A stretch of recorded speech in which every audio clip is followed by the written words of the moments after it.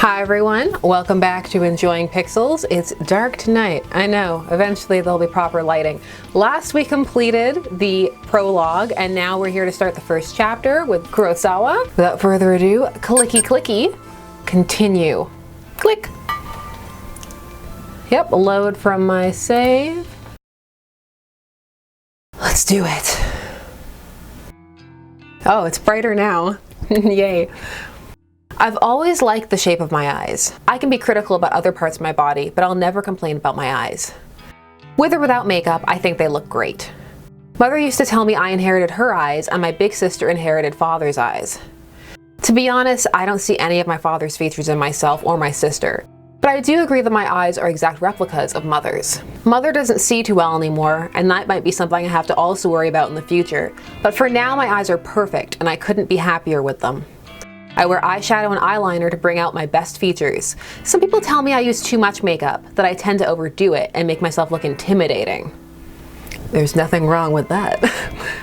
Well, I don't really care. I mostly like the way I look, and honestly, how many people can claim the same?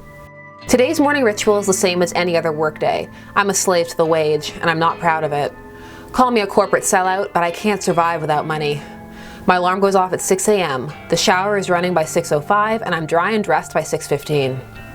I skip breakfast because I'm watching my figure and spend until 6:30 a.m. working on my makeup. Let me make sure our music is where we want it. Sound, yep. Gotta check so that the sound doesn't overwhelm. Ooh. I'm out of my cramped shoebox apartment by 6:45 a.m. Sometimes I catch my neighbor returning home from its overnight shift, and if so, I exchange simple pleasantries with him and continue on my way. Today there is no sign of my neighbor, so I don't slow down as I descend the stairs and exit the building. Hitting the convenience store for a can of coffee saps another few minutes from each day. I prefer sweet milk coffees, but every now and then I'm in the mood for rich black coffee. Regardless, I never start the day without it. I don't always need the energy boost, but it helps to stop my stomach growling. It's a milk coffee kind of day, so I pay for my favorite brand and get out of the store in no time. The canned coffee dives into my handbag as I continue on my way. The train station is always busy in the morning, and it's usually a struggle to navigate my way to the correct platform in time for the 7:12 a.m. train. Today is no different. We gotta probably keep track of these times. However, I always make it in time because my routine has been perfected over the last few months. I board the train bound for Shinjuku. A cursory glance reveals there are no empty seats, so I push through the throng of bodies and stand against the carriage wall. Whenever there are seats available, I like to sit and read, but it's much more common to have to stand and stare at my phone screen like almost everyone else. When I do read, I read the classics: Stoker, Lovecraft, Poe, horror, Western horror. That is my favorite genre. I see how it is. And of course, faithful translations to Japanese are as good as it gets. My English isn't nearly strong enough to read these novels in their original language. If I'm stuck staring at my phone screen, I like to stalk people online. Acquaintances or the few friends I have lead such boring lives. They post about the most mundane topics all day, every day, acting like they'll shrivel up and die unless they get the attention they seek. I find their dull, tedious lives simply fascinating. Oh, okay. From behind the safety of a glass veil, I can fulfill my voyeuristic fetishes and consume as much pointless information as I desire. Knowing every mundane tidbit of people's daily lives turns me on. Okay then. This morning is the same as any other. I stare down at the phone held in my frail hand. My fingers move at their own accord, scrolling and tapping against the backlit display, pausing, pondering, pouncing on any poster picture that my pupils haven't yet consumed. Standing in the train carriage, packed to the gills with people, I can't help but feel my face getting flushed and my steamy breath escaping my lips. Oh, so like she really means it. I digest post after post, photo after photo, memorizing the comings and goings of every single person on my noise activity feed. I catch my breathing getting heavier, my gasps becoming short and sharp. Ray went to the dentist yesterday for a root canal. Mizuno shared some photos from her international vacation. Kawahara objects to owning pets and thinks all animals should be free. My cheeks glow crimson, my chest begins rising and falling quickly. Oh yeah, this game has all the trigger warnings, by the way. I clutch the collar of my shirt. Woohoo! Knuckles whitening, knees shaking. A few people in the carriage start to move away from me, but I barely notice them. My fingers keep scrolling and I hit the jackpot. A new post from a coworker at my office. Tomoe Watanabe. She's a gal girl, the type with a heavy fake tan, bleached blonde hair, and questionable clothes. I hate her, but I love her post. This morning's update reads, Tomomo just found this Corpse Girl website. Such fake bull, ahahaha. Waiting to meet a to try it on. Tomoe just discovered Corpse Girl's website, huh? I feel a slight squeal trying to escape from my throat as my legs threaten to buckle underneath me. I can't take the excitement anymore, and I have to force my phone from my hands and bury it at the bottom of my handbag. Deep breaths, Noriko. Deep breaths. I need to calm down and control myself. Composure is key. Well, it's already way too late for that. I close my eyes and let a cool breath of air whistle through my slightly parted lips. Feeling a little calmer and no longer ready to explode, I analyze the information I just read. Tomoe wants to try out Corpse Girl's website. That's good. That's very, very good. Rumor has it that you can visit the website and request the death of somebody you know. How and if the victim dies isn't known to the public. Because of that, some people are pretty quick to dismiss the site as a hoax. However, the most interesting part isn't how or if the victim dies, but rather what happens to the victim before they die. Supposedly, the victim will receive a photo of their own corpse. How this photo exists before the victim's life is snuffed out isn't public knowledge. But the thought of this phenomena occurring is utterly intriguing. Nevertheless, the site has been gaining popularity lately, at least in certain corners of the internet. Hopefully with the police. Message boards like Noise Channel and other similar sites have picked up on the rumors and like to exaggerate the website's authenticity. The fact that someone like Tomoe, a rather dense, dim-witted individual, has discovered the website means that it's actually more well known than I previously thought. It means that people are actually talking about it outside of the internet. Chances are good that Tomoe will want to try it out and request the death of someone in the office, a coworker. Me, perhaps. She hates my guts as much as I hate hers. Finally, something exciting is going to happen in our dull workplace. The next station is Shinjuku. The doors on the right side will open. Please change here for the Chuo line, the Shonan Shinjuku line, the Saikyo line. As the automated announcement reads through a list of connecting train lines, I get ready to disembark. The train pulls to a stop and I contort my body around the other passengers in an attempt to exit the train.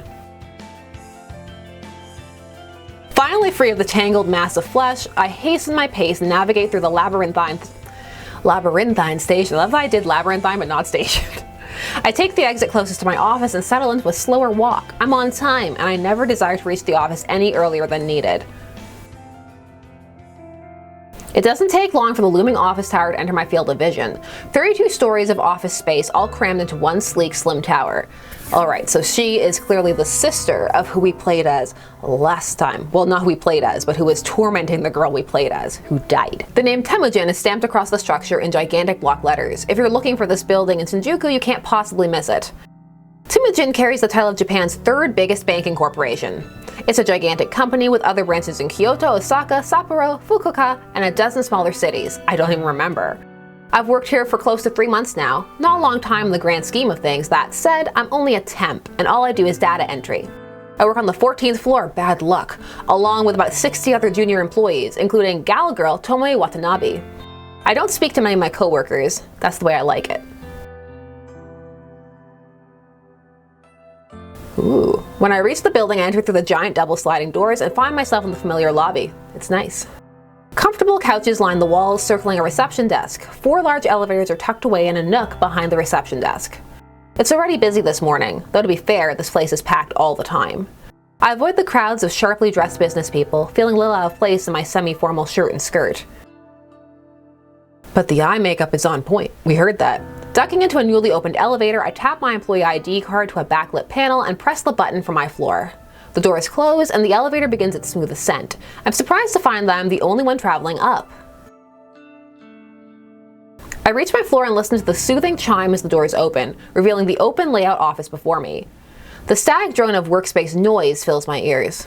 There needs more cubicles and stuff so you don't have to see other people. Conversation, ringing phones, fingertips tapping against keyboards, photocopiers, even the steady low hum of the air conditioner contributes to the overall din. I make my way to my desk, stationed in the middle of the floor and surrounded by a dozen other identical desks. As I walk, somebody taps me on the shoulder gently. Good morning, Kurosawa. Hey, I like your sweater vest. Ah, Shinya Fujikawa, my senior, although he's really only a couple of months older than me. He's worked here for a whole year after taking an internship straight out of senior high school. He's not an intern anymore, though. I'm not quite sure of his job title. Morning, Fujikawa.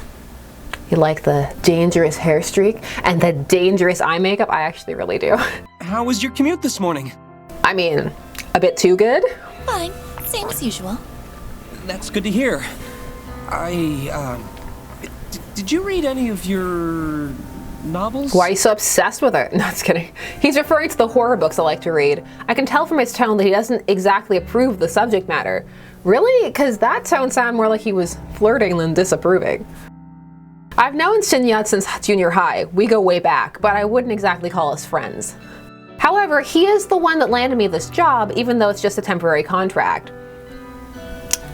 What do you want, Shinya? I've always had the feeling that he's a bit sweet on me. I could be way off the mark, though. You're not. Well, I couldn't get a seat on the train today. Too hard to read while standing. Ah, that's a shame. Still haven't accepted my, friend request, did you know? Bit too desperate there, Shinya. I have to fight the urge to roll my eyes. He's a nice guy, but we were connected on Noise once before and I had to delete him. Why? He's super obsessed with his father's detective work and all he ever posts about is his assumptions and theories on petty crime cases. He sounds like a great follow. Can I follow Shinya? Normally I'd find anyone on my friends list fascinating, but here's the thing. Shinya never posts about his personal life. All he writes are long-winded rants on boring cases. It's sounding better and better. It's far beyond the amount of dullness even I can stand. I fish my phone out of my handbag and pretend that I'm looking at Noise. Oh, how about that? Looks like I don't have any incoming friend requests. Mean. I quickly dip my phone back into my bag. How peculiar. Well, I'll try and nudge again later. Come on, Shinya. It's not happening. Sure, no problem. Well, anyway, I better get to it. Work hard today, okay? You got it. Shinya offers a formal bow and goes on his way. Before I can take a step toward my desk, a mocking voice whispers in my ear. How long are you gonna lead on sweet little Shinya? I shiver and find Tomoe Watanabe lurking right behind me, buzzing around my neck like an irritating mosquito. That poor boy really has the hots for you. When are you gonna tell him you're a cold-hearted psycho? Hopefully soon. Listen, I'm not leading him on, and I'm no psycho. Sounds like something a real psycho type would say, don't you reckon? Of course, this is none other than gal girl Tomoe, the very same brain-dead moron who posted this morning about wanting to try Corpse Girl's website. She sounds pretty astute, actually. Why are you so mean? She's the kind of person that likes to stir up trouble and instigate conflict. She's had her vacant eyes on me since the day I first stepped foot into the office. She loves to torment me any chance she gets. Maybe I rubbed her the wrong way somehow, though I'm not sure what I ever did to her, except think that she's awful and be judging her. There's a bird being really loud out there. Even though she's a data entry temp like me, she's worked here just a little longer than I have. Unfortunately, that means I have to defer to her as my superior in this professional environment. She knows as much and likes to take advantage of the fact as often as possible. It's funny, you know. You don't look like the type of skank to lead on a goody-goody like Shinya. We're in the office. Office work talk. Oh, her eye makeup's nice, but also professionalism.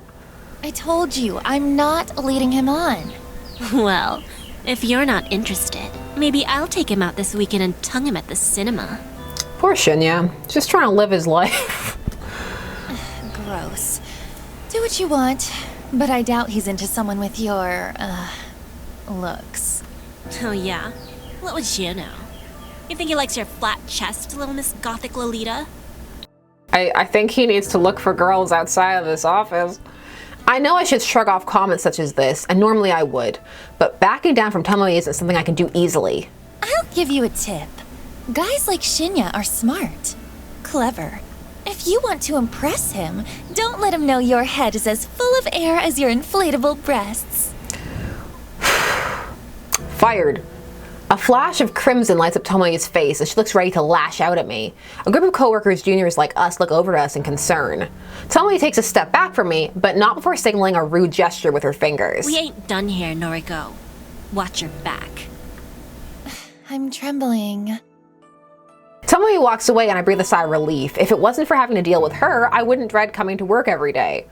Anyway, I wonder when she's planning to test out Corpse Girl's website. Will she try it on me since we just fought? I'm not really sure if I should be excited or scared. Either way, it will definitely be fun to find out what happens if she does try the website. It will not be fun. We saw that at the end of the prologue. It was interesting, but not fun. It was fun to play, but it was not fun for our poor protag. I finally reach my desk and take note of the time. I was supposed to start working 5 minutes ago, so I quickly log into my computer and check today's task list. It's all standard stuff today. I need to transfer a few tables of numbers from a spreadsheet into our company's online database. When I'm done, I have to run it by a few other people and then commit the changes to the server. The work is dull and repetitive, but my salary isn't bad. On the plus side, I get to wear headphones and listen to music while I work. I dip into my handbag and retrieve my headphones, my phone, a can of milk coffee, and a handful of breath mints. I lay them all out on my desk neatly. I slip my headphones on, plug them into my phone, and hit play on my work playlist. Loud, symphonic metal lovingly thrashes my ears as I crack open the can of coffee and take a long sip. Okay, let's get started. Where's the thrashing metal? We want to hear it. Come on. I return home to my quiet, cramped apartment after work. The place is eerily silent, a stark contrast to the bustling office where I spend my days. Throwing my handbag onto the tiny coffee table, I pick up my laptop and sit on the couch. I lie back and get comfortable, letting the laptop rest on my stomach as it boots up. The welcome screen loads up, so I click a couple of times, open my web browser, and then head to a very specific website saved in my favorites. Why? Corpse Girl's website! A cute dancing zombie girl is animated at the top of the page, a peculiar irregularity that always makes me giggle. I noticed that the page view counter at the bottom of the site is nearly the same as it was yesterday. There have been maybe 4 or 5 new visitors. I heave a sigh. Maybe the website isn't quite that well known after all. That begs the question, how'd Tomoe discover it? Well, never mind that. My eyes scan the website's content. Request to death, big bold letters headline the site. The intention couldn't be clearer. Further information on the site is sparse. Brief instructions tell the user to fill in the victim's phone number and upload a photo. Aside from that, there's not much else to mention. It doesn't even ask for a name. After scanning the site, I move my mouse to the browser's address bar and click. I type a / after the website address and then add the word admin. I hit the enter key. A login page presents itself with empty username and password fields waiting to be filled in. My fingers tap dance around the keyboard, and within moments I'm presented with a brand new page. A blinking slab of text greets me. One new request.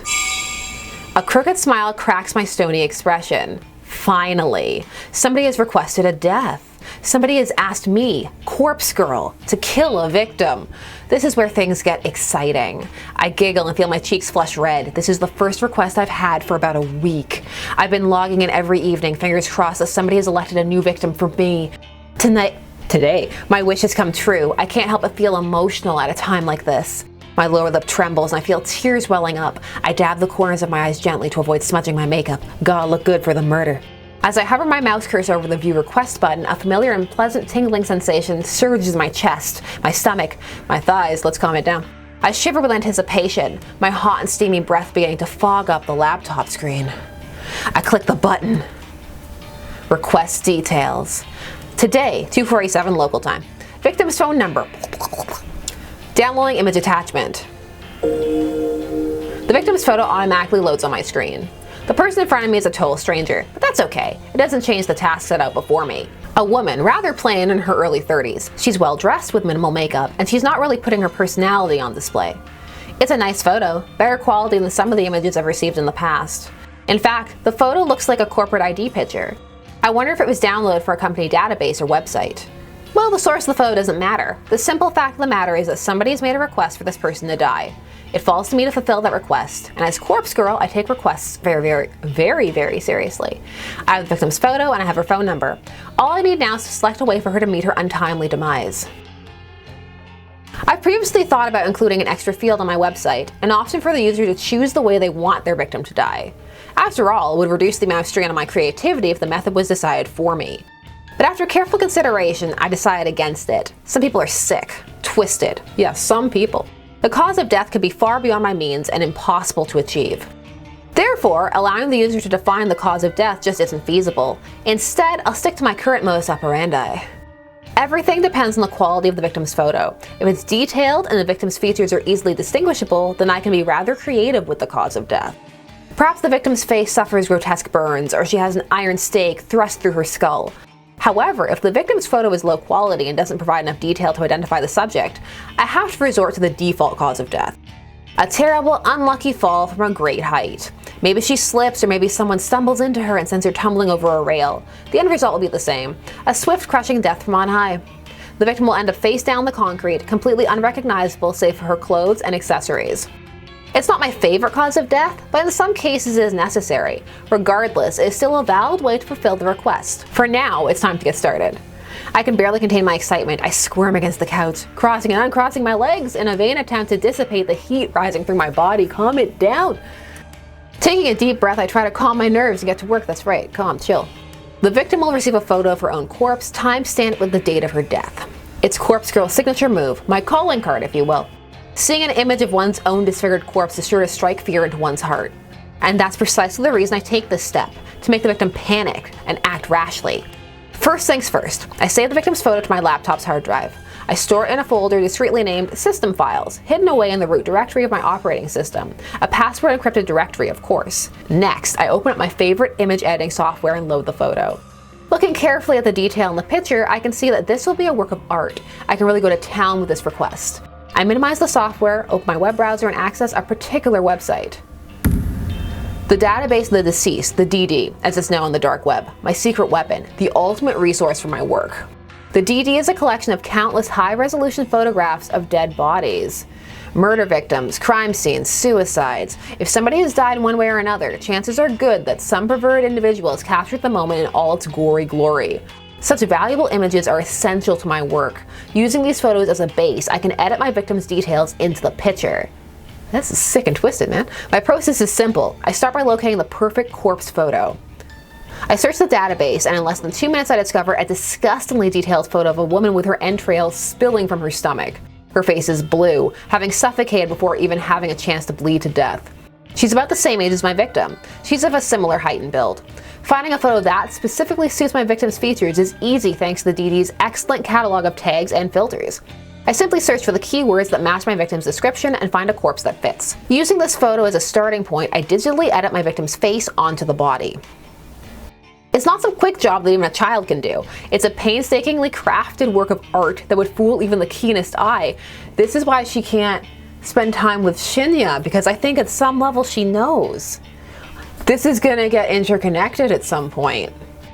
An hour passes, then 2, then 3. Before I know it, midnight has come and gone, but the work is nearing completion. All that remains is to add the final touches. I like to add specific distinguishable details to the image. A personal item or accessory, clothes, makeup, you name it, I can edit it in. With personal details added, I adjust the lighting and color palette, just slightly enough to make the photo truly unique. If the victim decides to reverse image search the photo and discovers that it's a forgery, all my work would be for naught. And with that, the masterpiece is complete, a grisly, gruesome, gratuitously gory gift for the soon-to-be departed. The victim will receive this photo of a corpse that is, for all intents and purposes, a perfect replica of her own physical form. She will open the image on her phone, and the life she once knew will crumble to pieces. My lips curl into a satisfied smirk. During my hours of work, my breathing eventually steadied. My excited nerves settled into a zen-like calm. But seeing the finished art piece now, I begin to feel my heart pounding once more. The macabre vision before me is exhilarating. Adrenaline and dopamine surge throughout my body, giving me a sudden head rush of bliss. To say that I'm attracted to the sight of blood and guts would be misleading. No, I'm not into that at all. The excitement stems from the thought of taking control of someone else's life, dictating their future, controlling their fate. For with the creation of this image, I've taken the victim's life into my own hands, like a puppet master pulling the strings of a marionette. By forging this convincing creation, I will compel the victim to take her own life. That's right, my own hands need not become stained. The hands of Corpse Girl have never been dirty with the blood of a victim. This is the true nature of my work. Carefully crafting corpse photos in such a way to convince the victim that their fate is already sealed, that no matter what they do, they cannot escape the death that awaits them. And the date stamp on the photo is the icing on the cake, the ultimate driving force behind the victim choosing to end their own life. A date so near in the future, a time that has not yet occurred, a fiber of uncertainty carefully interwoven into the image that causes the victim to pause and consider the possibilities. Is this photo from the future? Is this truly my fate? How can I outrun my fate that has been pre-decided? These are the thoughts that run through a victim's mind. Despair and dread flood the senses, overwhelming anxiety gives way to calm acceptance. This is my dead body. This is how I die. Why should I fight it? And when the victim's last vestige of resistance gently breaks, like a silk spider web being torn by a cool breeze, they finally give in. They invite their end. This is the way it will go down for this woman, this complete and total stranger. I'm confident, certain, convinced.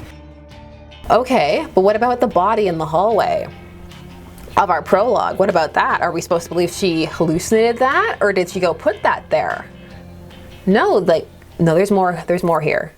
More is happening here. It was a sudden spark of inspiration that guided me to begin fabricating corpse photos about a year ago. I can never quite recall exactly what it was that spawned the idea. Sometimes I get close to remembering, but the recollection dances at the edge of my mind and slips back into the darkness. Regardless, I ventured down a dark and dangerous path. I built Corpse Girl's website and invited strangers to request the deaths of people they knew. It was a sales tactic, simply a way to encourage users to submit images. I had no intention or means of ending lives. Little did I know the true power I wielded. I only intended to create corpse photos and send them to people for fun. I wanted to startle and scare some unsuspecting fools. It would be a lie to claim that I didn't get off on it. The thought of people shrieking in fear at the sight of their own corpse was more than delicious. It sated my building lust. It filled a dark hole in the depths of my soul and gave me purpose. Never in a million years did I dream that one of my corpse photos would result in the death of another human being. I'll never forget her name, Ruri Hatano. 20-something, slim, gorgeous, eyes that took my breath away the moment I gazed upon her portrait. She was the first person to make me feel bad about crafting hoax photos. The only person to make me feel bad about it. But I did anyway. Corpse Girl never rejects a request. It's my conviction. I forged a beautiful rendition of her death. Thanks to some rather macabre source photos obtained via the database of the deceased, I strung Ruri's corpse up in a field like a ghoulish scarecrow. The photo was incredible. It was my 5th or 6th work, the 5th or 6th time a user of Corpse Girl's website requested a death. Ruri Hatano died just hours after receiving the photo. I don't know why. I don't know if she killed herself or if someone murdered her, but I know one thing. Ruri Hatano's body, her real body, was found in a field hanging like a scarecrow surrounded by crows. Her eyes had been gouged out of her skull and her stiff fingers clutched her phone tightly. According to the news report, her phone displayed a familiar image, the very image I created of her corpse. When I first learned of Ruri's death, I was overcome with varying emotions. I felt sick, elated, disgusted, overjoyed, depressed, aroused. Had I somehow caused her death? Was Corpse Girl responsible for taking a life? Even though my hands weren't stained with blood, I still felt responsible. Even though she just said she didn't. Make up your mind. A lurid truth descended upon me at that moment. Corpse Girl held the power to end lives, and the more I dwelled on that fact, the more obvious it became to me. I began to feel that power pulsing through my veins, thrumming in my blood as my heart pumped and pounded within my chest. I can't explain how the power works. I don't know why I have it. But somehow the corpse photos I create can compel a victim to end their own life, or compel someone else to end it for them. Ruri died in the way I envisioned. Her dead body matched the fake corpse photo I painstakingly crafted. I didn't even have to leave the safety and comfort of my apartment to ensure her death. Corpse Girl's power is real, extraordinary, and I vow to exercise that power as frequently as possible. It's pretty dark, man. Ruri Hatano died last year. Since then I've been chasing that rush, that thrill that comes with snuffing out a soul. It wasn't hard to grow the popularity of Corpse Girl's website after that incident. Particularly dark corners of the internet gobbled up the news with enthusiasm, and the site saw an influx of new visitors. And on a few occasions, I've even overheard people in the real world whispering about the mysterious website that lets you request a death. I've crafted corpse photos for dozens of requests. Each photo is more convincing and realistic than the last thanks to my ever-evolving skills. But none of my recent attempts have been successful. Not a single person has dropped dead since Ruri Hatano.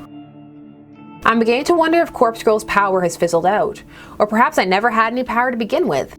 Maybe Ruri's death was simply a fluke, a morbid coincidence. I've spent countless hours doubting myself, doubting Corpse Girl. I've tried so hard to replicate that one success. Every time I receive a request, I do the same thing as I did in Ruri Hatano's case, but you don't feel bad though. I edit the photo of the victim, I create a convincing corpse photo, and I timestamp it with the time of death. I send the photo to the victim, and then I leave the rest up to fate. But nothing ever comes of it. I'm not so delusional to think that in normal circumstances a simple photo would be enough to convince someone to kill themselves. I mean, you sounded like you were like a few minutes ago. And even if that photo fell into someone else's hands, it wouldn't inspire them to go out and kill the victim. Of course not. However, these are no ordinary circumstances. I once activated a power beyond the ken of mortal men. I caused Yuri Hatsune to die by her own hand or by the hand of another. I need to find a way to manifest my power once more, to prove that I, Corpse Girl, have the power of death and destruction at my fingertips. Once a new victim perishes, I know it will pave the way to more and more deaths. My website will gain popularity and become more than just an urban myth. People will live their lives in fear, forever wondering if Corpse Girl is lurking behind the next text message they receive. Yes, I can see the future I crave so clearly in my mind. I'm close to achieving my goal. I know I am. And when my dream comes true, I can finally what? Tuesday, May 26th. The incessant chirping of birds gently kindles the embers of my consciousness. My heavy eyelids open to find my body contorted before me, legs splayed across the couch in the most uncomfortable position I can imagine. I groan and twist my torso, letting my spine pop and crack until the aches in my body drift away. I need to stop falling asleep on the couch. I'm still young, but I can't handle a night away from my comfortable bed. My eyes fall upon my open laptop, lying on its side on the floor. The screen is blank, the battery drained. I briefly panic, hoping against hope that I save my work before falling asleep. I stumble to my feet and pick up the laptop, then charge toward the power outlet. I plug in and boot up, revitalizing the mechanical beast and feeling a wave of relief as the whirring of the internal fan signify the breath of life. The screen flickers and bathes my eyes in the harsh light. My eyes squint against my will and I make out the image before me. The mutilated corpse of my latest victim. Perfection in picture. From the timestamp in the lower corner reads, May 27th, 11:07, tomorrow's date. The photo is ready to be sent out. If I send it now, the victim will receive it immediately, notice the date, and realize that her death is imminent. It's time to set the wheels of demise in motion. Leaving my laptop at the outlet, I quickly dart into the kitchen. Well, to call it a kitchen is misleading. It's simply a tiled area connected to my living space with a small refrigerator, microwave oven, and single hot plate. A small stack of drawers is nestled next to the fridge, and I pull open the second drawer from the top. Plunging my hand inside is always an odd sensation. My fingers get buried underneath a dozen cheap plastic flip phones. I grasp one of the phones between my thumb and forefinger and remove it from the drawer. It's a scratched up pink model from 2010 or so, a relic from a time not all that long ago, but that it may as well be forgotten. I flip the screen up and turn the device on, relieved to see this artifact still holds power. To be fair, I charged up all of these phones just a few weeks ago, but the fact that these retain a charge after being inactive for so long is a testament to their engineering. In any shady line of work, these kinds of phones are referred to as burners, cheap disposable devices that are discarded as soon as their purpose is fulfilled. I acquire them by a rather unsavory means, but that's neither here nor there. What about like going to the dump? I use these phones to send out the photos I make. By doing this, I avoid using my personal phone and thus prevent anything from being traced back to me. When a photo has been sent, I keep the burner phone for 24 hours just in case the victim sends a reply. I know I'd get a good laugh out of that. Of course, I don't keep the phone on my person. I store it in an old shed out the back of my apartment building. When 24 business hours, why did I say business hours? When 24 hours have passed, I remove the phone's SIM card, snap it in half, and discard it with the combustible trash. The phone itself gets smashed and trashed in the dumpsters outside a convenience store. I also delete the photos off my hard drive and clear my internet history. Obviously, I don't even use my own internet connection at home. I leech off my gullible neighbor's Wi-Fi. He's under the impression I can't afford my own internet connection. Whether or not I convinced him of such is irrelevant, so he's happy to share his connection with me. Should the police ever try to track my actions, they'll only be led straight to my neighbor. I've gone to great lengths to ensure my actions are untraceable. This has all been anticipation of my inevitable success. But then I also still gave myself a really goth persona for Shinya to be intrigued by. Looking down at the pink phone in my hand, I clear my mind and focus on the task before me.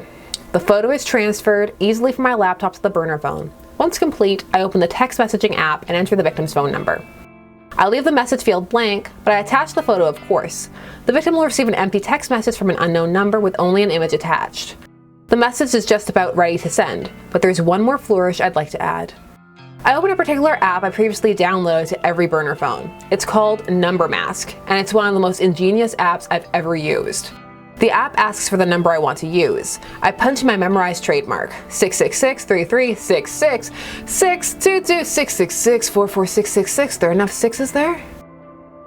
But I mean, if you add them all together, they're not the mark of the beast anymore. Now when I send a text message, the receiver will see these numbers appear on the caller ID. Not only does it mask the burner's real phone number, but it's an extra calling card to help boost my infamy. I smirk, my thumb hovering over the send message button. This is it. This is going to be my long-awaited victory. The second victim to end up dead. I just know it. This is the stepping stone to my success, the second of many bodies that will pave the way to my glory. I send the message.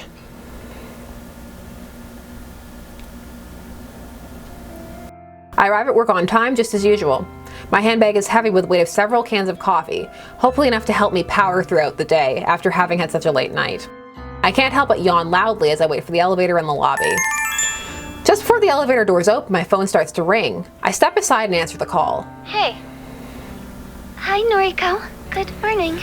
Did I call at a bad time? What would happen if someone sent her her own photo? Not at all. I'm just about to go into the office. Cause, let's see if she's the person that Aoi doesn't like. Oh, should I call back later? It's no problem. Don't stress. Okay, sorry. The nervous, apologetic girl on the other end of the call is Aoi Sato, an old school friend from back in the day. Though we never really had any common interests, we used to be inseparable at school. She was shy, I was introverted. It was a combination that worked in our favor, even if our conversations were a little on the boring side. To say that we're no longer shy and introverted wouldn't be entirely true. Aoi has gotten better, she's definitely more outgoing, but she still suffers from a great deal of social anxiety. As for me, I'm still pretty introverted. My tolerance for being around other people has improved a bit, but I do prefer solitude, and visiting places I've never been to before puts me on edge. To call Aoi my best friend would be accurate. She's my closest confidant. Even so, she knows nothing about my part-time masquerading as Corpse Girl. No one does. I plan to keep it that way. So, Aoi, what did you want to talk about? Oh, well, you see, that guy at work is still bothering me, and I wanted to see if you had any more advice for me. Oh, I see. It's a boy at work. Ah, jeez. The older guy that always hits on you? Yeah. What a creep. You're 19, for God's sake. He must be, what, 50? I think he's 52. Oh, step off, man. You know his actual age? Well, whatever. If he's still bothering you, you have to take a stand. He's not your coworker, right? Just a regular customer? That's right. Then tell your manager. Have him banned from the venue. That's right. I can't talk to the manager.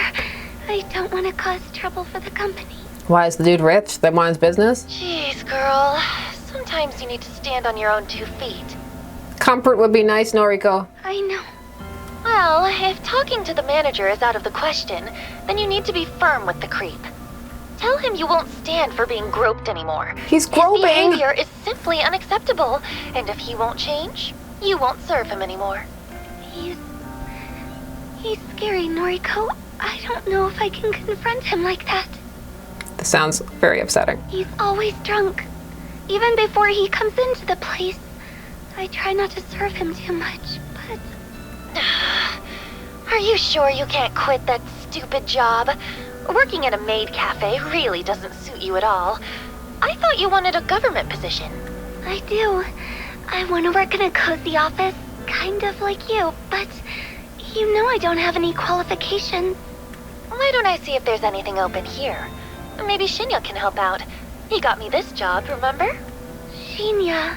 Maybe. He was always a nice guy, right?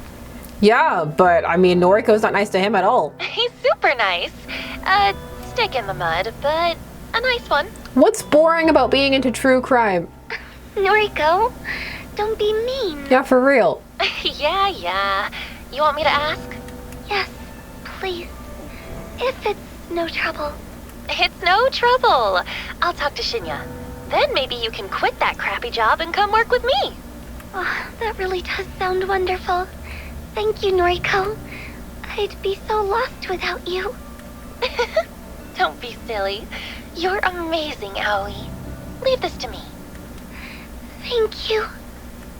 I end the call and heave a sigh. Having to go and ask Shinya about a job actually is a pain in the ass. But I'd never admit that to Aoi. I want to help the poor girl, I really do. I do nearly anything for her. The elevator arrives at the lobby and I step inside as soon as the doors open. Good morning, Kurosawa. Oh, he looks a bit flushed today. Fujikawa. Good morning. Shinya takes me by surprise as I exit the elevator. Has he been waiting for me here? I wanted to catch you before we sit down to work. I sent you another friend request. Can you make sure you got it this time? You have to accept the friend request if you're going to ask him to get your friend a job. Oh, yeah, okay.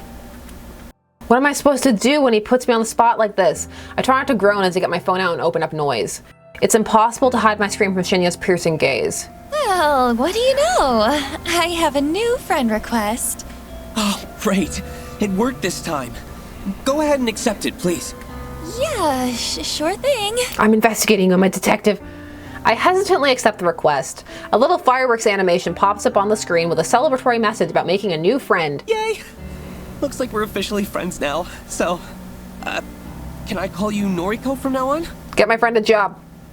I've never cared much for formalities. I try to adhere to them in the workplace, but honestly, I don't care if people refer to me by my first or last name, regardless of whether they're friends or not. That's fine. You can call me Noriko. Shinya's eyes light up. That seems to have made the boy happy. Thank you! Oh, you can call me Shinya, of course. Shinya. Hey, we've known each other since junior high, right? Shouldn't we have been on a first-name basis anyway? Yes, that's true, but we're in the office now, you know? It wouldn't do if you started working here and called me Shinya right away. I suppose. Anyway, I'm really glad we're proper friends now, Noriko. Maybe we can get a coffee sometime. I can't help but feel he's trying to push his luck as far as it will go. Any suspicions I had about him having a crush on me are now confirmed. I brush a stray lock of hair out of my face and smile as sweetly as I can while I change the subject. Hey, actually, I wanted to ask you something. Are there any more temp jobs available here right now? Temp jobs, huh? Are you looking to pick up extra hours? No, not exactly. I'm asking for a friend who needs a new job. A friend of Noriko's. Well, let's see. We pretty much always have data entry roles up for grabs. Unless your friend wants something more interesting? Do they have any particular qualifications? They're a nice anime girl. Not really. Data entry is more than fine. Actually, you already know who I'm talking about. Remember Aoi Sato? Aoi Sato. Yes, I think I do remember her. That really shy girl from our school days, correct? That's her, yeah. Wow, I never knew you were still in touch with school friends, Noriko. Aoi's probably the only one. We're fairly close. Is that so? As for me, I don't really have any friends from Don't back give then. me that sad boy CG, I can't handle it. Shinya's heartbreaking confession doesn't surprise me too much. He doesn't strike me as the type of person to have many friends at all. Sure, I'm the same, but... No, but what am I saying? We're friends now. So I guess I do keep in touch with school friends. Too keen. Yeah, I guess so. Hey, I'll ask my superior if we can get Sato an interview. Is that okay? I'd really appreciate that. Thank you, Shinya. No problem. Leave it to me. He gives me an awkward salute before skipping away. Our little exchange has obviously made him pretty happy. For some reason, something that Tomoe Watanabe said yesterday pops into my head. She mentioned that I'm leading Shinya on. But that's not true, is it? It's so true. It's incredibly true. The most truth. I shake the thought out of my head. I'm just being nice to him. That's not wrong, is it? I take a seat at my desk and perform my morning ritual. From my handbag, I retrieve my headphones, coffee, and breath mints. Computer on, music playing, coffee open. My fingers tap rhythmically against the keyboard and I slip into the usual workday trance.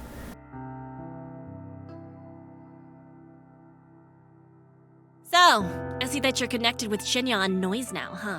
Why are you a stalker?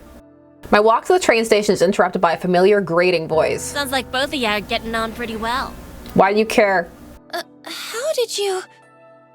Oh, of course, Tomoe and I are already friends on Noise. She would have seen the notification when I accepted Shinya's request. Why?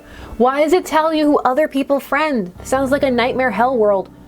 It's actually kind of strange that Tomoe and I are connected through the app. We added each other on my first day of work before I learned how much of an intolerable excuse for a human being she is. We simply never deleted each other, even after all these months. Her posts are entertaining anyway. And since I rarely ever post anything myself, she probably forgot we were connected at all, until today. Now look, don't get me wrong, you hear? I ain't actually interested in Shinya. Nah, I'm real happy for you both, like. But what I can't stand is a skank like yourself getting some while I'm over here all dry like a desert. Just trying to walk to the subway. What the hell are you talking about? It pisses me off that guys just sluts like you, and you barely have to put in any work. What is happening? Just trying to go to the subway. Meanwhile, nice girls like me gotta put in so much effort to even get noticed. I noticed. You think all of this is just natural? No. I put so much effort into how I look, you know? And guys like Shinya don't even bat an eyebrow at me. You should read some true crime. You mean bat an eyelid, right? Whatever, it don't matter. I'm sick of skanks like you getting everything for nothing. Look, let me be honest with you. I'm not interested in Shinya, and I'm not trying to be with him. Shinya walks by, said Charlie Brown. I don't chase guys, and it's pretty rare that they chase me. You've got me all wrong. Like I'd believe you. Do you spend your time chasing chicks then? That's not your business. But you don't have to worry about me pursuing Shinya. Tell you what, any guy at the office is all yours, okay? I'm not interested. Oh, is that how it's gonna be, slut? Whoa! Gonna have to fight in this office parking lot, Fight Club style. You think no one is good enough for you, but they're good enough for me? Way to twist. Way to twist everything. Just like all the other girls. You think I'm worth being pitied? You think I need it? Well, I don't want your pity. You're nothing but a fake skank. Tomoe pushes forward, her bulk forcing me off the sidewalk and into the thicket of trees bordering the path. Ooh! The burning slap across my face comes out of nowhere. I'm blinded by white stars and my entire face feels like it's on fire. The strike is hard, sharp, vicious. It happens so suddenly that I'm having difficulty processing it. So am I. I stumble, but my legs don't quite give out. My mind races, trying to put together what just happened. Tomoe hit me. Why? Why did she hit me? There's a strange sort of disconnect in my mind. My body doesn't feel like my own, like this isn't actually happening to me, but rather I'm watching it happen to someone else. Time seems to slow down and speed up all at once. The slap replays twice in my mind before Tomoe's hand even leaves my face. I catch a glimpse of her furious expression, red and stained and strained and overcome with anger. I was thrown off because the red is written in green, and that's really disconcerting. I hate you. I hate everyone like you. Don't pity me. That's some Legion level mind trickery. The second strike connects with my chin and I flinch, my entire body paralyzed with pain. She hit me again. Stop! I hate you. I hate you! This escalated quickly. Tomoe has lost it. She's absolutely furious and I can't figure out what I did wrong. Her third attack is a curled fist aimed straight at my stomach. Through sheer luck or complete accident, I tumble backward, narrowly avoiding the punch and instead landing on my rear. The pavement is rough and hard, but I'm sure it feels a lot better than taking a fist in the gut.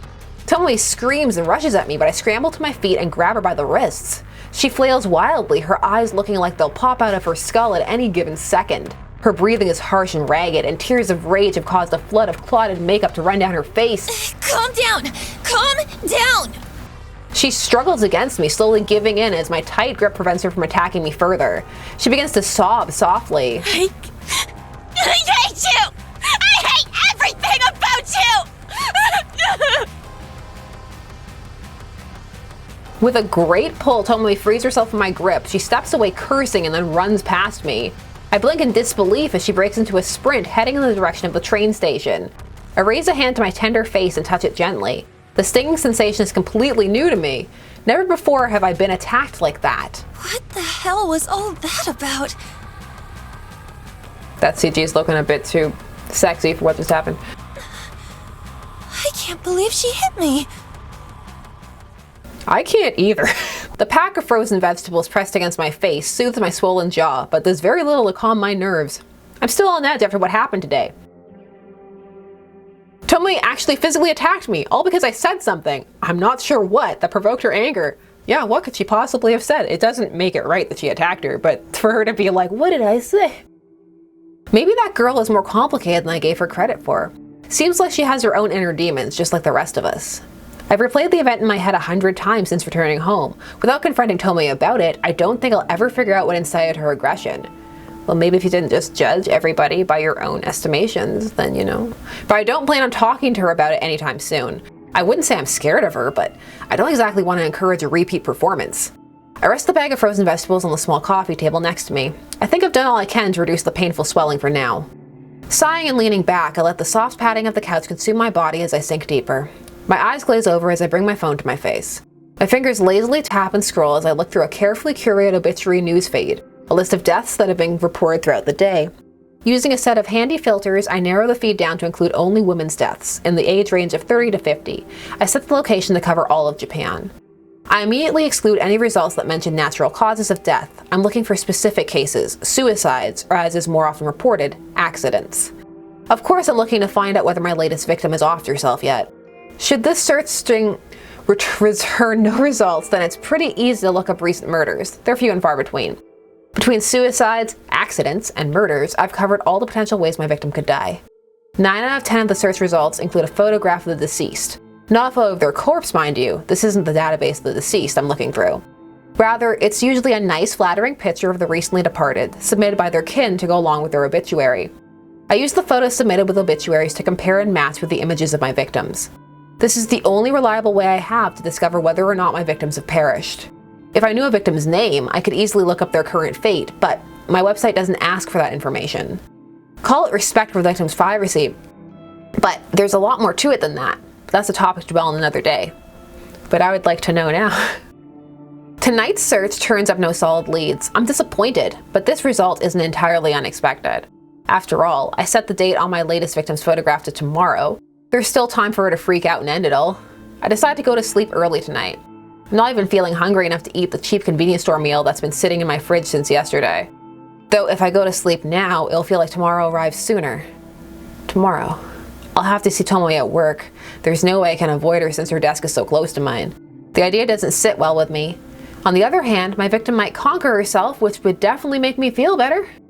It could very well be my next success, and the suspense is just about enough to kill me. Tomorrow. Ooh, we're turning. We saved. Wednesday morning. My typing is hesitant and distracted this morning. My fingers falter, misstep, and tap backspace repetitively, just like me trying to read these sentences. Faltering. Oh, let's give a save slot. Why not? I have so many. This is no good. I can't focus on work while I'm staring at the top of Tomoe's head popping up from behind a monitor a few desks away. Even my work playlist isn't inspiring me to pulverize the keyboard today.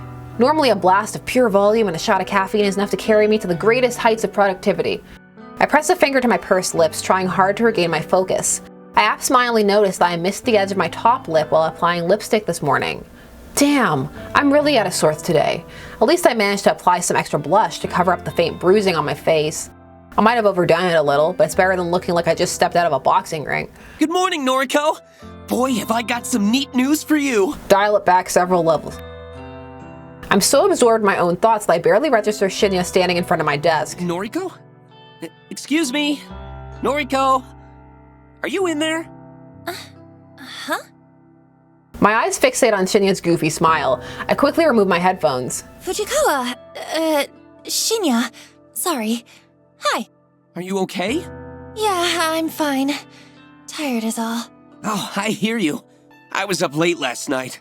Boy, I must have been up past 10. Just could not put down this new crime thriller I've been reading. Oh, yeah, right. I was up late reading too. Your horror novels, right? Don't they leave you feeling a little scared before you go to sleep? Crime can do that too. No, not really.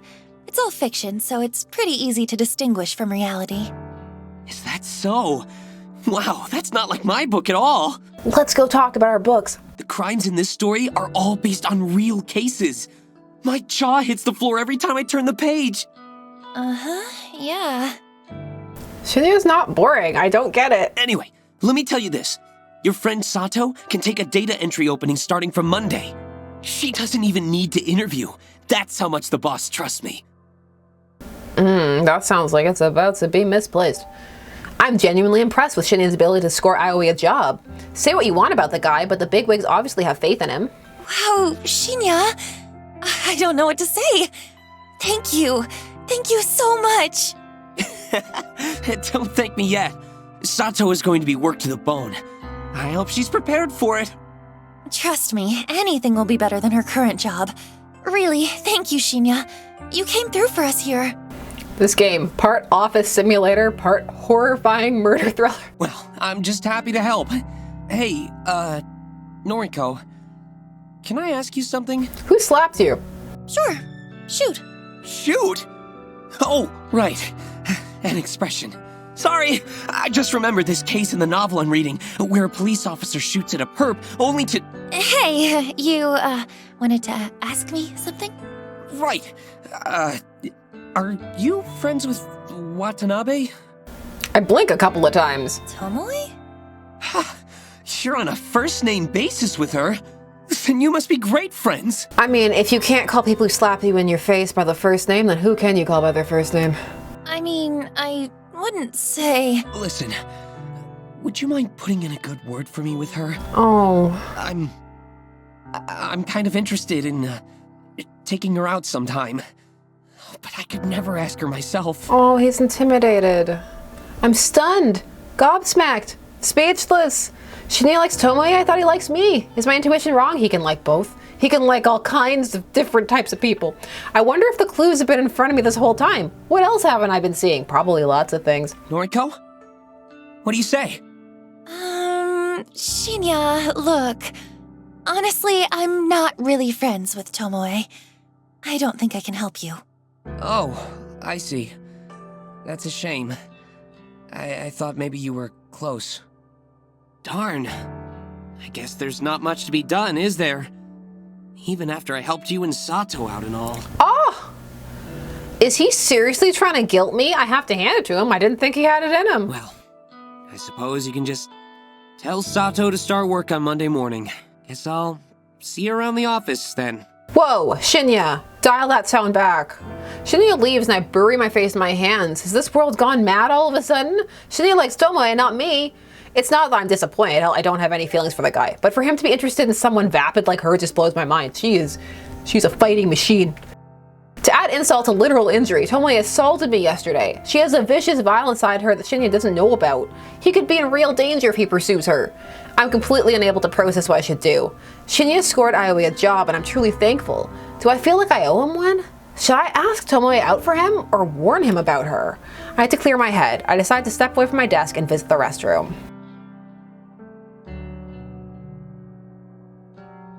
Ooh, though I've no need to use the restroom, I enter a stall and lock the door behind me. I'm about to have to decide. Sitting on the toilet's closed lid, I lean back and exhale. I'm getting too caught up in the office drama. That's what the issue is. It's unlike me. I'm supposed to be stoic, unflinching. It's my ideology, my entire identity, aside from murdering people. My emotions are better locked away than stitched on my sleeve. I'm Corpse Girl, for crying out loud. My purpose is bigger than all this. I'm destined for greatness. The day will come when people fear my name, right? I shake the doubts from my mind and pat my cheeks. I'm doing all this for the right reasons. I know I am. If I start doubting myself now, I'll never see my mission through. An unfamiliar jingle rings out through the restroom, echoing off the walls. It sounds like a phone alert, but where did it come from? It takes me a few seconds to realize I have my own phone in my hands and it's vibrating incessantly. I must have grabbed it subconsciously from my desk when I stood up. The screen is lit up and a message reads, "One new article matches your custom filter. Dead body lol." Wait, what? The auto newsfeed I set up last night, it actually located something? I hurriedly unlock my screen and open a certain app. The same app I was trawling through last night looking for obituaries. A little unread mail icon sits at the top of the screen, blinking and practically shouting for my attention. I hit the icon and read the information presented to me. Article posted online today, 11:22 a.m. Keywords found: Miss Accident numerical data range 30 to 50. Image found yes. Wednesday, May 27th. Miss Akane Tsurumaki, 36 of Chiba Prefecture, was pronounced dead this morning at her personal residence. The chief coroner reports was involved in an accident resulting in self-asphyxiation. Miss Tsurumaki is survived by her husband, Mr. Goro Tsurumaki, 42, and their daughter, Miss Fu Tsurumaki, 1. A funeral service will be held on Friday, May 29th. View image attachment? I hurriedly tap the button and gasp as the image loads. It's her, the photo. It's unmistakably the same woman. Plain features, little makeup, no signs of a personality. Akane Tsurumaki, the latest victim to receive a photo of her own corpse. My breathing stops all of a sudden. I'm gasping for air. My cheeks on fire, my fingernails numb. I did it. She had a baby that was 1. I'll feel bad for if she doesn't. My meticulously crafted photo caused this woman to end her own life. An accident resulting in self-asphyxiation, meaning she died by suicide, strangled herself, or held her head down in the bath. The news never reports anything as a suicide. It's such a taboo topic in this culture. Everything is always an accident. All this time I've been trying to compel somebody to kill themselves. My corpse photo is constantly becoming more and more elaborate, more and more convincing and realistic. And now somebody has died again because of me, because of Corpse Girl. I was right all along. I do possess power. I have the power to end lives through my work, my art. I've known it all this time, and I've finally proven it. Ruri Hatano's death planted the seeds of belief in my mind, the belief that Corpse Girl is more than a mortal being. And now, Akane Suramaki's demise has caused those seeds to bloom and blossom into pure certainty. Corpse Girl truly can end lives. It's a wonderful revelation, and it relieves my turbulent mind. However, I can't get my fingers to scroll back up to reread the obituary. My hands aren't functioning. My legs dangle lifelessly from the toilet seat, and my coffee from this morning is working its way back up my throat. I feel the sting of tears in my eyes. Sweat trickles on my forehead, dripping down my uncharacteristically thick makeup. All of a sudden, I can't breathe. My lungs refuse to take in any more oxygen. I panic and fall forward, miraculously slamming my hands into the stall door to prevent my head from colliding with the floor. My nails scrape against the door's enamel paint, peeling chunks of green, which is written in red, you all see it, from the surface as I slide down, down, down, and down until my head rests uncomfortably on the damp tiles. My eyes roll back and my tongue lolls out the side of my mouth dangerously close to the tiled floor, but completely out of my sight and mind. I taste foundation and blush, a little bit of sweat, then nothing at all as the still air envelops my taste buds. My photo killed that woman. That woman killed herself because of my photo. My photo killed that woman. That woman killed herself because of my photo. My woman killed the photo of herself because of that photo of the woman who killed herself in the photo. My eyes begin to regain their focus and my stomach turns, heaves, and shakes, and warm coffee spills from my lips as I try to smile but only manage to gurgle. The gritty paint underneath my fingernails has a rough texture that I don't like very much. I feel queasy and ecstatic at the same time. It's a horribly wonderful feeling that I could do without. So much for stoic, unflinching Noriko. Remember stoic, unflinching Noriko? This is her. Writhing on the bathroom floor, her lungs working once more and her breath ragged and gasping, sucking in air like a mosquito sucks in blood. This is Noriko. Noriko with her grandiose fantasies of death and killing people without having to kill them at all, without having to leave her apartment because the outside world is scary and there are people out there probably trying to kill her. This is Noriko, me, the real me, acting tough and fearless when I'm crying on the inside. Always sad, always miserable, always lying on the bathroom floor with my fists clenched and my phone resting in a puddle and my life slowly spiraling out of control. This is me. I did this. I killed that woman. She had a husband and a daughter, and some random person requested that I kill her, so I did. She probably didn't do anything wrong. She looked boring. She must have just rubbed somebody the wrong way. Maybe she didn't even know what she did. Just like how I rubbed Tomoe the wrong way and I don't know what I did, but Tomoe slapped me twice hard and it hurt. And it must have hurt that woman too when she strangled herself and killed herself. I killed her. I directly killed her with my indirect actions. She's dead now and I'm alive. I'm still here lying on the bathroom floor on the 14th story of Shinjuku's Timujin office building, and I have paint underneath my fingernails. And I was going to start work here on Monday. But I did it. I killed her. Finally, after countless months of pretense, of false starts, of failures and disappointments, I killed somebody again. Corpse Girl strikes for the second time. And above all else, above this grime and muck on the floor and the tingling feeling underneath my fingernails, above all of that, this feels good. This feels so good. Blood has returned to my legs, the pins and needles have faded, and my toes quiver beneath my stockings and shoes. An electrical charge pulses down my thighs and dissipates through my feet. I manage to plant 2 hands firmly on the tiles and push myself up onto my wobbly knees. I suck in air and breathe all of it back out almost at once. I feel dizzy and a bizarre warmth is welling up inside my stomach and chest.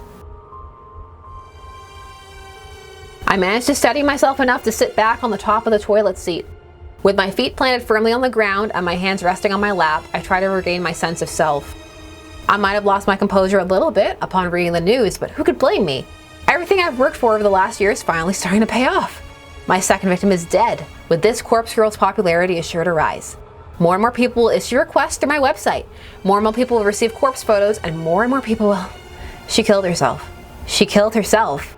Oh, how I wish I could see the body. If only I could see her mangled corpse drenched in sweat and finally at peace. I notice my phone is wedged between my wet fingers. I must have subconsciously scooped it up from the pool of muck on the floor.